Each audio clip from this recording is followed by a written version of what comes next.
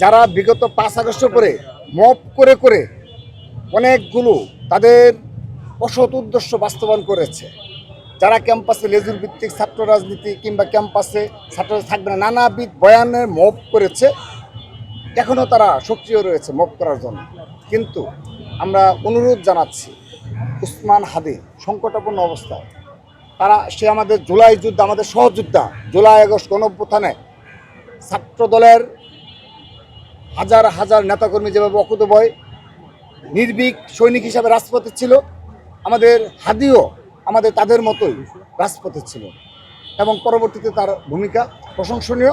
তরুণ রাজনীতিবিদ হিসাবে আমরা তো আগেও বলেছি যে উসমান হাদি তার যেদিন রাজনৈতিক কার্যক্রম শুরু করেছে এই শাহবাগ থেকে, সেদিন আমাদের দোয়া নিয়েছে এবং ওর প্রতিটি স্টেপে আমাদেরকে গেস্ট করে, ইনকলাব মঞ্চ প্রতিটি গেস্ট করার চেষ্টা করেছে, আমাদেরকে প্রতিটি প্রোগ্রামে দাওয়াত করেছে।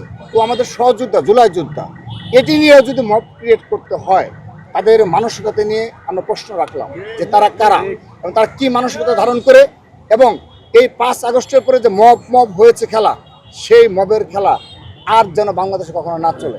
সেজন্য আমরা অনুরোধ জানাচ্ছি আইন শৃঙ্খলা রক্ষাকারী বাহিনীকে। এটা আমার মনে হয় কোনো জনতা না, কোনো সুনির্দিষ্ট কোনো গোষ্ঠীর হচ্ছে পরিকল্পিতভাবে হত্যাকাণ্ডের প্রকৃত আসামিদের যেন গ্রেপ্তার চিহ্নিত না হয়, সেজন্য এরকম তারা হচ্ছে মব তৈরি করেছে।